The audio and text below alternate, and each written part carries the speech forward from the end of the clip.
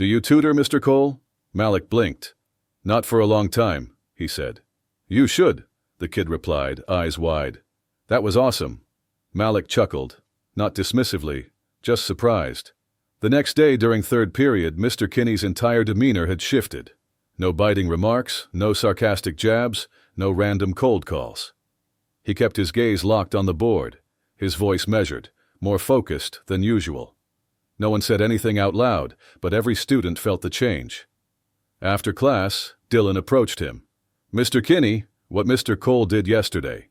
He used the same chain rule method you taught us last week, right?" Kinney nodded slightly.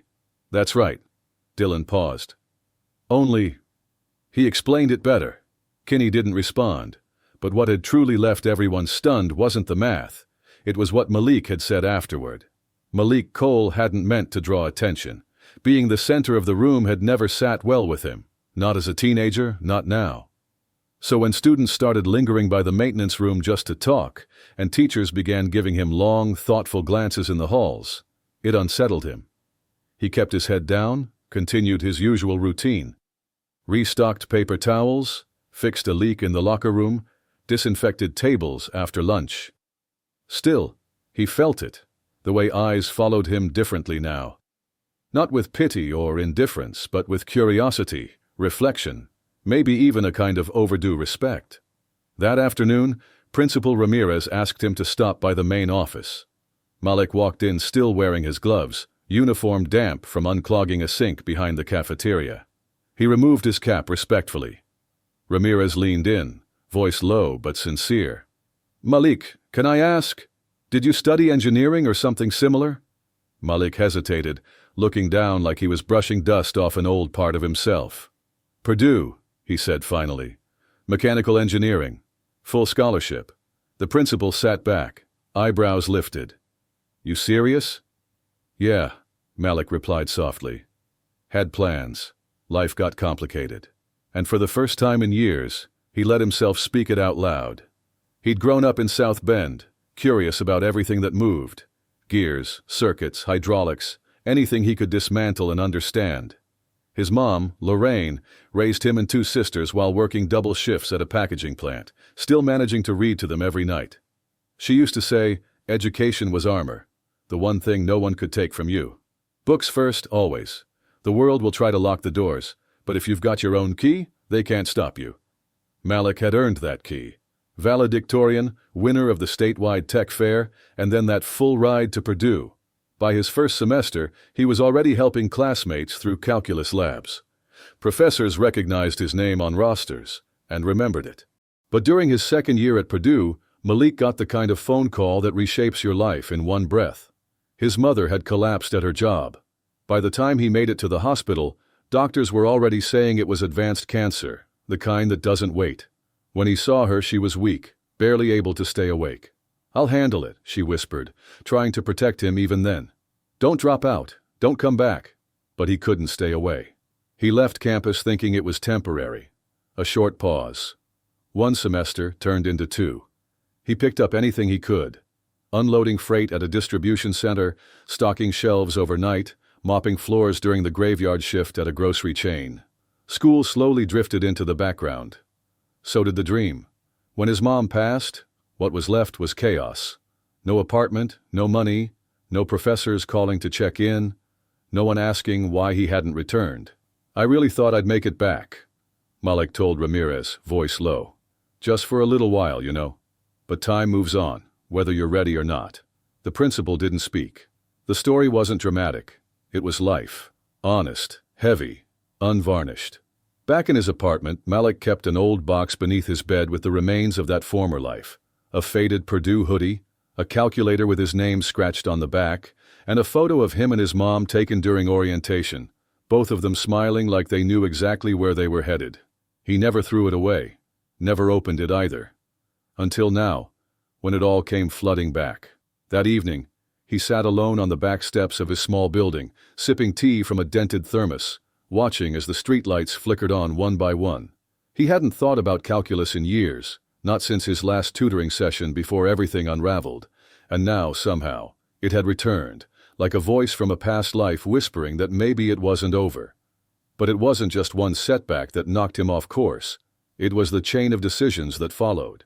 He'd made a promise to himself back then. Take a short break, help his family, return stronger. But reality doesn't pause for intentions, especially not ones built on hope. After his mom died, Malik moved back to South Bend, doing what he could to hold things together. His sisters were still in school, and the bills never stopped coming. There was no outreach from Purdue, no counselor asking if he needed help. He took whatever work kept the lights on, loading docks, cleaning retail spaces, doing overnight security for a warehouse. School faded, a little more with every month. At first he still tried. He'd call the admissions office now and then, ask about reinstatement, transferring credits. They'd email him forms and he'd start filling them out. But he never sent them. Something always came up. Then came the breaking point. It was a cold Monday in late fall when he got a call from a man named Ray Daniels, who owned a small flooring business near town. "You've got a good head on your shoulders," Ray had told him. "Don't waste it. I'll train you myself." Malik felt hope stir again. It felt real, like a door opening. But the day before he was supposed to start, his youngest sister, Kayla, got into a fight at school, a stupid argument that turned physical. She'd broken another girl's nose. They were threatening to expel her. There was no one else to show up for her, no parent to advocate. So Malik went. And just like that, he missed day one. Ray handed the job to someone else. That was it. A door that could have changed his life closed without a sound. After that, he stopped chasing dreams and started chasing stability. Days blurred into months, months into years. Towns changed, jobs changed. But the weight of what could have been never fully left. He'd never had a record, never caused trouble, just kept his head down and made it through. By the time Malik Cole landed in Dayton in his early 40s, he wasn't chasing a fresh start, just something steady. The school district offered health coverage, a predictable rhythm, and quiet summers. When the janitorial position opened, he didn't hesitate. There was a certain peace in the repetition, sweeping hallways, fixing leaks, emptying bins. The students barely noticed him. The teachers offered polite nods, and that was enough. He wasn't there for connection. He didn't need anyone asking questions. He came in, cleaned up, and left before the last bell rang. But the numbers had never let go. Every now and then, walking past a math class, he'd catch sight of an equation scrawled across the board and solve it mentally without meaning to. It was automatic, like reflex, ingrained from another life.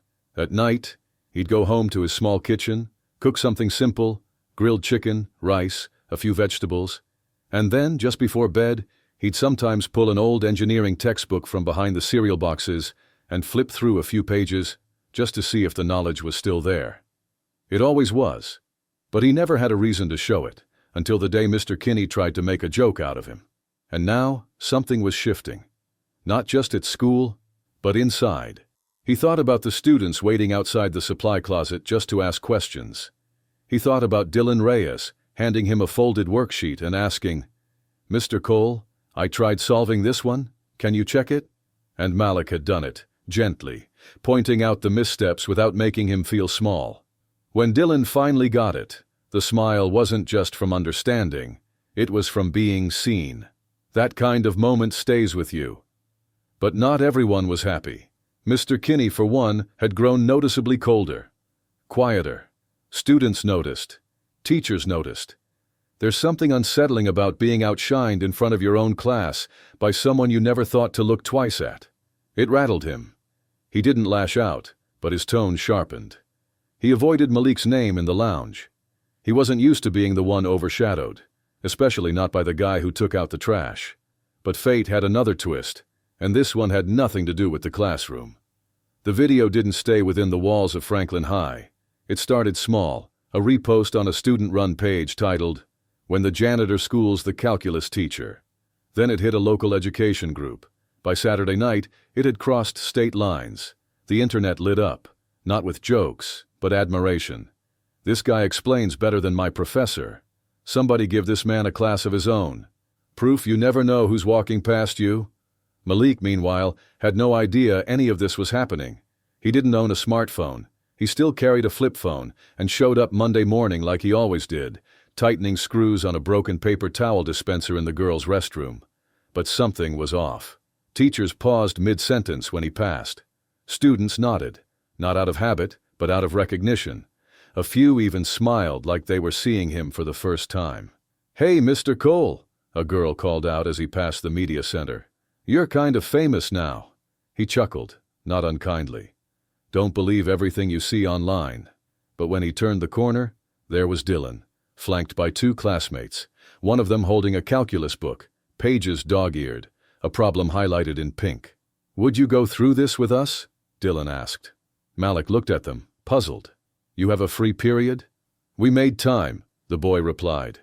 And just like that, Malik Cole sat cross-legged in the hallway of a public high school, between lockers and science fair posters, walking three teenagers through a multivariable equation.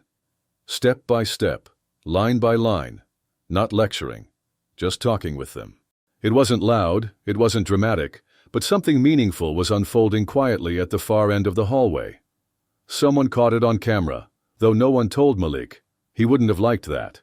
Back in the front office, Principal Ramirez was on a call with someone from the district board. Yes, that's right. Malik Cole, been part of the staff for 6 years. No, not faculty. He works in facilities. He paused, listening. Unorthodox? I'd say he's just been overlooked. Meanwhile, in the staff lounge, Mr. Kinney sat reading an email forwarded by a parent. No greeting, no commentary, just a link to the now viral video and the phrase, "Thought this might interest you." He didn't open it, just closed the laptop and stared out the window. Later that afternoon, Ramirez called Malik into the office again and motioned to a chair. Malik remained standing. "The board reached out," the principal began. "They're wondering if you'd consider leading a small after-school tutoring group. Voluntary, low-key, just a pilot program." Malik didn't respond right away. "You'd be compensated, of course," Ramirez added. "It wouldn't change your current role. It'd just give you a chance to pass on something you clearly still carry." Malik looked down at his hands. Hands rough from years of labor, worn but steady. "I haven't taught in a long time," he said. "But you never stopped knowing," the principal replied, his voice gentle, not pushing. Just a door opened. "I'll think about it," Malik said. That night he slid the old cardboard box from under his bed, the one with the Purdue sweatshirt, the weathered transcripts, and the orientation photo of him and his mother. He hadn't touched it in over a decade. He laid everything out on the table. The edges were curled, the ink slightly faded, but the meaning hadn't dulled. That's the thing about knowledge. It doesn't disappear. It just waits. He didn't care about going viral, didn't care about likes or headlines. But the idea that he could still matter to someone, that lingered. While many were amazed, not everyone welcomed the spotlight he now carried. The changes started subtly, with the students. They were the first to shift. Kids who used to walk past him without a glance now stopped to say hello. Some asked for help with their assignments between periods. By the end of the second week, a small group had unofficially formed what they jokingly called Cole Hours. After school, they'd gather in the library, calculators out, notebooks open, listening intently as Malik explained concepts with a clarity that stunned even the most skeptical. Soon the faculty took notice. Mrs. Landon from physics was the first to drop by and watch. "You've got something special," she told him softly. "And I don't just mean your way with equations." But others stayed quiet.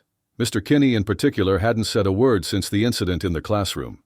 He acted like nothing had changed, but the tightness in his tone said otherwise. He avoided eye contact, gave clipped responses, and never mentioned the word calculus. During a parent-teacher night, when a mother brought up Malik's influence on her son's sudden interest in math, Kinney said, "It's good they're engaged. Let's just be careful not to confuse mentorship with instruction." It sounded respectful, but the undertone was sharp, and everyone felt it. Ramirez didn't let it slide. He pulled Kinney into his office one morning and spoke clearly. "I know this stings," he said, "but Malik didn't humiliate you. He lit a fire in them. That's not a threat. It's a gift." Kinney shifted in his seat, but said nothing.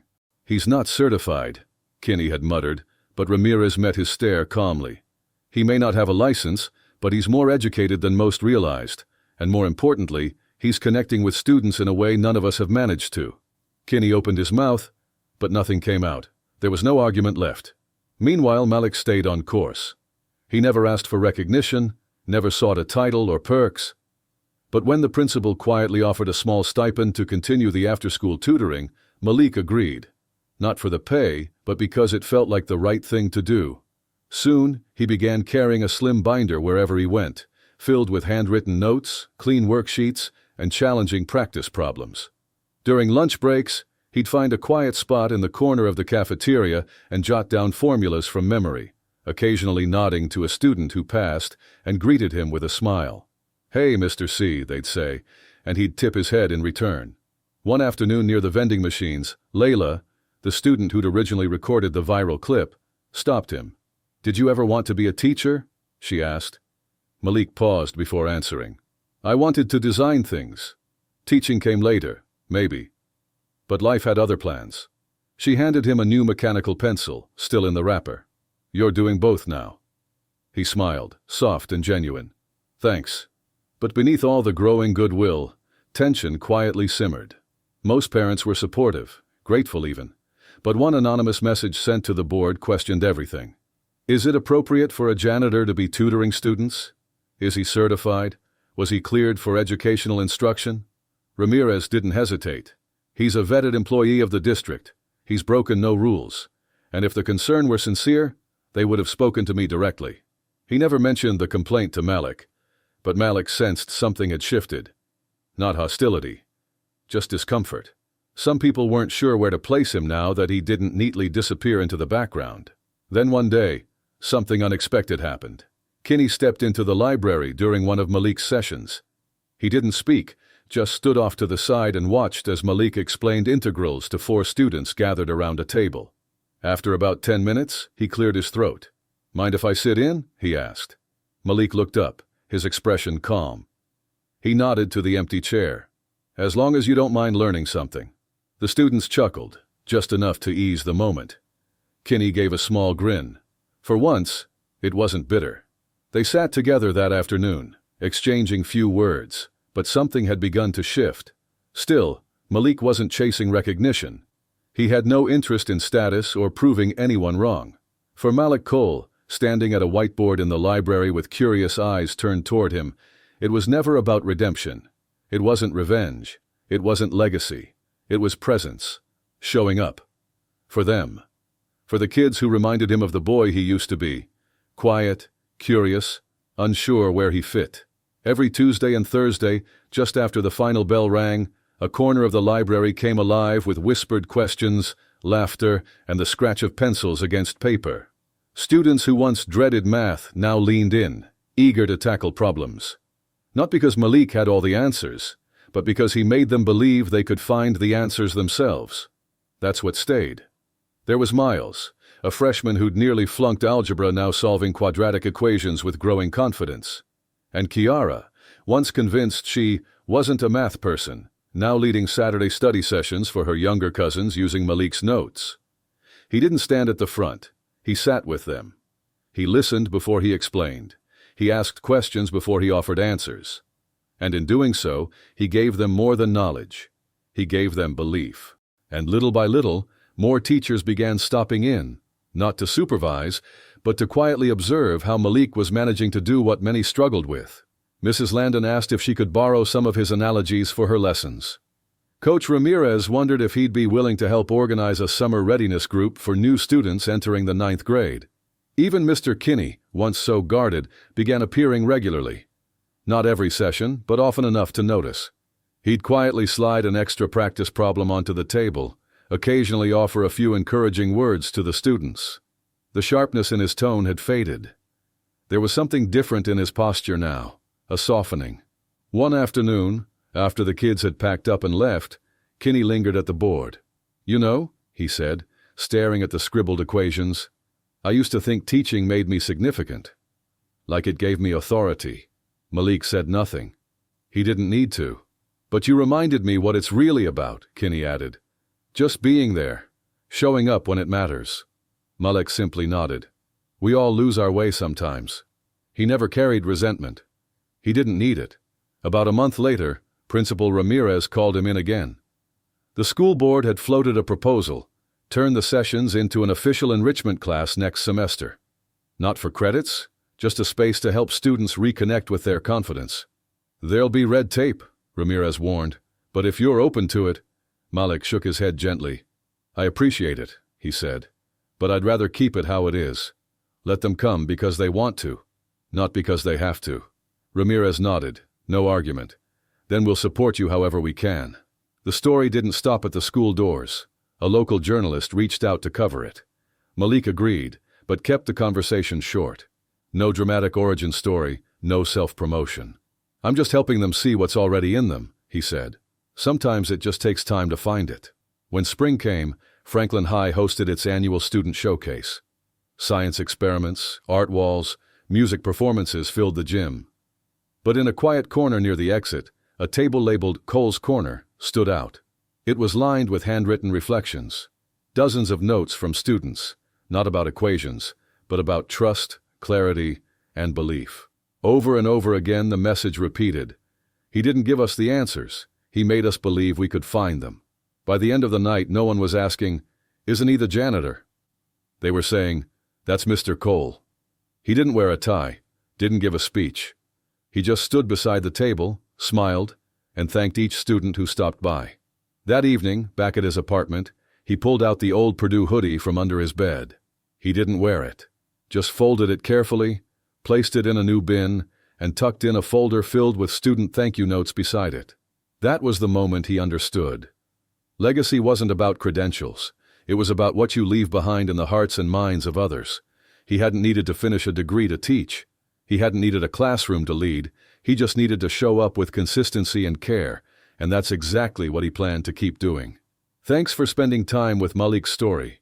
If it stirred something in you, if it reminded you of someone who saw your potential, or someone you might be overlooking, share it. Because sometimes the brightest minds are hidden in the quietest corners.